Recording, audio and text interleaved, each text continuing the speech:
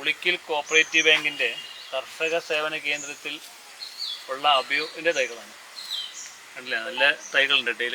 അത് കായായിട്ടുണ്ട്. പഴുത്ത് നിൽക്കുന്ന തൈ ഇതൊക്കെ ചെറിയ തൈകളാണ്.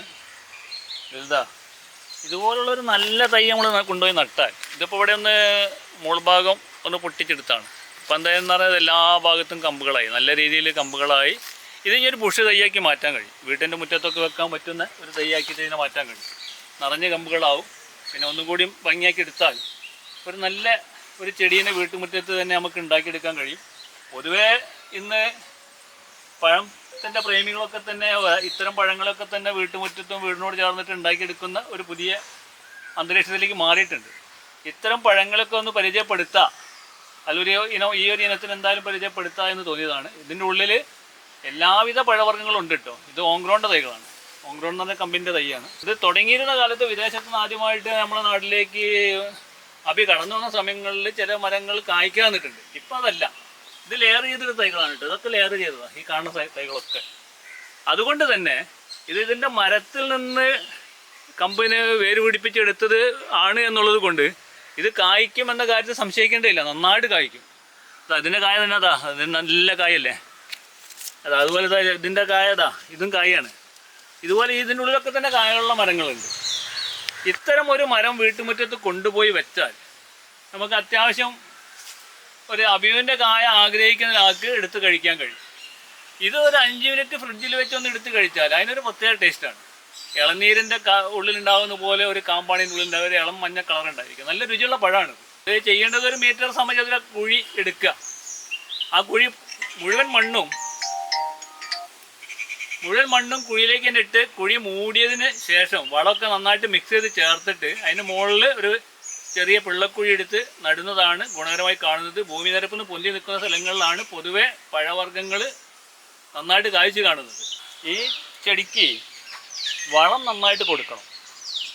ഒരു മെയ് ലാസ്റ്റ് ജൂൺ ഫസ്റ്റിലൊക്കെ ആയതുകൊണ്ട് തന്നെ വളം കൊടുക്കാനാണ് നമ്മൾ തയ്യാറാവേണ്ടത്. ഇതിന് എല്ലുപൊടി, വേപ്പും പിണ്ണാക്ക്, ജൈവപൊട്ടാഷ് തുടങ്ങിയ വളങ്ങൾ കൊടുക്കുക. NPK ചെറിയ രീതിയിലൊന്ന് കൂട്ടി കൊടുക്കുന്നത് നല്ലതാണ്. എല്ലാ വളങ്ങളും ചെറിയ രീതിയിൽ രാസവളമൊക്കെ ഒന്ന് കൊടുത്ത് കൊണ്ടുവരികയാണെങ്കിൽ നന്നായിട്ട് കായ ഉണ്ടാവുന്നതായിട്ട് കാണുന്നുണ്ട്. നല്ല രീതിയിൽ തന്നെ വളം കൊടുത്ത് നനയൊക്കെ കൊടുത്ത് കൊണ്ടുപോകുന്ന സ്ഥലങ്ങളിൽ നന്നായിട്ട് നിറയെ കായകളാവുന്ന മരം ആണ് കാണാൻ കഴിയുന്നത് കേട്ടോ. പിന്നെ ഇതിന് നിർബന്ധമാണ്. അടിയിൽ നന്നായിട്ടൊന്ന് വെള്ളം കിട്ടണം. അടിയിൽ നല്ല നന കിട്ടുന്നിടത്തിലാണ് നല്ല വളർച്ച കാണിക്കുന്നത്. നന്നായിട്ട് കൊണ്ടുപോകാൻ കഴിയണം. പിന്നെ വളം ഈ സമയങ്ങളിൽ എന്തായാലും വളം ചെയ്യണം. അതുപോലെ തന്നെ ഇത് പൂക്കുന്നത് പൊതുവേ ഒരു ആഗസ്റ്റ് മാസത്തിലാണ് കൂടുതലായിട്ട് പൂത്ത് നമ്മളെ ഈ പ്രദേശങ്ങളിൽ പൂത്ത് കാണുന്നുണ്ട്. ഇത് ഓരോ ചില സമയങ്ങളിൽ കാലാവസ്ഥൻ്റെ ചെറിയ വ്യതിയാനത്തിൻ്റെ ഒക്കെ ഭാഗമായിട്ട് ചെറിയ മാറ്റങ്ങളൊക്കെ കാണാം. കാരണം ഇപ്പം കശുമാവ് കണ്ണൂർ പൂത്ത് ഒരു 15 ദിവസം കഴിഞ്ഞിട്ടാണ് മലപ്പുറം ജില്ലയിലാവുന്നത്. മലപ്പുറം ജില്ലയിൽ പൂത്ത് ഒരു 15 ദിവസം കഴിഞ്ഞിട്ടാണ് ഇടുക്കിയിലാവുന്നത്. അതുപോലെയുള്ള ചെറിയ ചെറിയ മാറ്റങ്ങളൊക്കെ നമ്മൾ പൊതുവെ കാണുന്ന പോലെ ഇതിനെന്തെങ്കിലും ഉണ്ടോ എന്ന് പറയാൻ കഴിയില്ല. എന്തായാലും ഇവിടുത്തെ കാലാവസ്ഥയിൽ നമ്മൾ ഈ പ്രദേശത്ത് മലപ്പുറം ജില്ലയിലൊക്കെ തന്നെ ഇപ്പോൾ ഇത് കായയ്ക്ക് ഈ ആഴ്ച പല ഭാഗങ്ങളിലും കായ വന്നിട്ടുണ്ട്. കായ പഴുത്ത് തുടങ്ങിയിട്ടുണ്ട്. പഴുത്ത് തുടങ്ങിയൊരു സമയമാണ്. ആഗസ്റ്റിലൊക്കെയാണ് ഒരു പൂക്കൽ പല ഭാഗങ്ങളും തുടങ്ങിയത്. ഇപ്പം കായ ആയിട്ടുണ്ട്.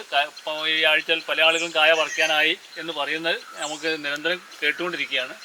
അപ്പം അതുകൊണ്ട് തന്നെ നല്ല രീതിയിൽ ഇത് ചെയ്യാൻ കഴിയും. നല്ല രുചികരമായ പഴമാണ് കേട്ടോ. അത് ഫ്രിഡ്ജിൽ വെച്ചിട്ടാണ് ഇത് കഴിക്കേണ്ടത്. ഇങ്ങനെ കട്ട് ചെയ്ത് അന്നേരം തന്നെ കഴിക്കുന്ന അത്ര രുചി തോന്നില്ല. ഫ്രിഡ്ജിൽ വെച്ചെടുത്ത് കഴിക്കും. നല്ല ടേസ്റ്റി പഴം എന്ന് തന്നെ പറയാം കേട്ടോ. ഇത് ഒരു ലെയർ ചെയ്ത തൈനാണ് കേട്ടോ നമ്മൾ ഈ കാണുന്നത്. ഈ തൈൻ്റെ മുകളിൽ ഇവിടെ ഒന്ന് പൊട്ടിച്ച് കൊടുത്താൽ ഇപ്പം തന്നെ നമ്മൾ പൊട്ടിക്കത് ഇത് ഇനി ഇവിടെ ഇതുപോലെ ഇത് ഇവിടെ കണ്ടില്ല നിറയെ കമ്പുകളായത്. ഇതിനൊരു ഇത് കണ്ടില്ല, ഇതുപോലെ കമ്പുകളായിട്ട് മാറും. അങ്ങനെ ആയാൽ ഇതൊരു ബുഷ് മരമാക്കി തന്നെ വീട്ടുമുറ്റത്ത് ഒരു അലങ്കാര ചെടി പോലെ നിർത്താൻ നമുക്ക് കഴിയും. ഇത് എന്താണെങ്കിലും ഒരു 10-20 ദിവസം കഴിയുമ്പോഴേക്കും പുതിയ കമ്പുകളൊക്കെ വരും. ഒരു ബുഷ് തൈയായിട്ട് മാറും. അതെന്ന് പറഞ്ഞാൽ ഒരു അലങ്കാര ചെടി കൂടിയാണ് എന്ന് തോന്നുന്ന രീതിയിലേക്ക് തന്നെ നമ്മൾക്കിതിനെ കൊണ്ടുപോകാൻ കഴിയും. നന്നായിട്ട് കായ ഉണ്ടാക്കാനും ഗുണകരമാണ് കേട്ടോ. അത് പിന്നെ കായ നമുക്ക് കൈകൊണ്ട് തന്നെ നേരിട്ട് പറിച്ചെടുക്കാൻ കഴിയുന്ന രീതിയിലേക്ക് ഇതിനെ കൊണ്ടുവരാൻ കഴിയും. ഉയരത്തിൽ പോവാതിരിക്കുന്നതാണ് ഇത്തരം തൈകളൊക്കെ നല്ലത്. കായ നമുക്ക് തന്നെ പറിച്ചെടുക്കാൻ കഴിയുന്ന ഒരു സാഹചര്യം ഉണ്ടാവും. ഇത് പുളിക്കൽ കോപ്പറേറ്റീവ് ബാങ്കിൻ്റെ കർഷക സേവന കേന്ദ്രത്തിൻ്റെ വന്ന തൈകളാണ്. ഈ തൈ ഇത് ഓങ്ക്രോണിൻ്റെ ആണ് കേട്ടോ. അവരെ കവറിലാണ് ഓങ്ക്രോണിൻ്റെ ഇത്തരം തൈകളാണ് നിങ്ങൾ വിൽക്കുന്നത്. കായുള്ള മരമാണ്. ഇത് ഓങ്ക്രോണിൻ്റെ ആണ്. നിങ്ങൾക്ക് ഉറപ്പിച്ച് കൊണ്ടുപോകാം. ഇത് മരത്തിൻ്റെ മുകളിൽ നിന്ന് അവരെ കയ്യിലുള്ള മരത്തിൽ നിന്ന് തന്നെ ലെയർ ചെയ്തെടുത്ത തൈകളാണെന്നുള്ളതുകൊണ്ട് ഇത് കൊണ്ടുപോകുന്നത് കായോട് കൂടി കൊണ്ടുപോകാൻ കഴിയും. അതുപോലെ തന്നെ കായില്ലാത്ത മരങ്ങൾ ഒരുപാടുണ്ട് കേട്ടോ. നല്ല തൈ ബുഷ്. ഈ തൈ 400 രൂപയ്ക്കാണ് ഞങ്ങൾ വിറ്റുകൊണ്ടിരിക്കുന്നത് കേട്ടോ. ഇതൊരു വർഷം പ്രായമായ തൈയാണ് കേട്ടോ. ഇത് ലെയർ ചെയ്ത് കവറിലേക്ക് മാറ്റി ഒരു വർഷത്തോടായിട്ടുണ്ട്. ഇത് കായ ആയിട്ടുണ്ട്. ഇതിൻ്റെ റേറ്റാണ് ഇപ്പോൾ ഞങ്ങൾ പറഞ്ഞിട്ടുള്ളത് കേട്ടോ. തൈകളൊക്കെ അതിൽ പെട്ടതാണ്. ഇത് എന്താണെങ്കിലും കൊണ്ടുപോയി വെച്ചാൽ അടുത്ത ഒരു വർഷത്തിനുള്ളിൽ തന്നെ കായലേക്ക് കൊണ്ടുവരാൻ കഴിയും. കായ കിട്ടുമെന്ന് ഉറപ്പിക്കുക.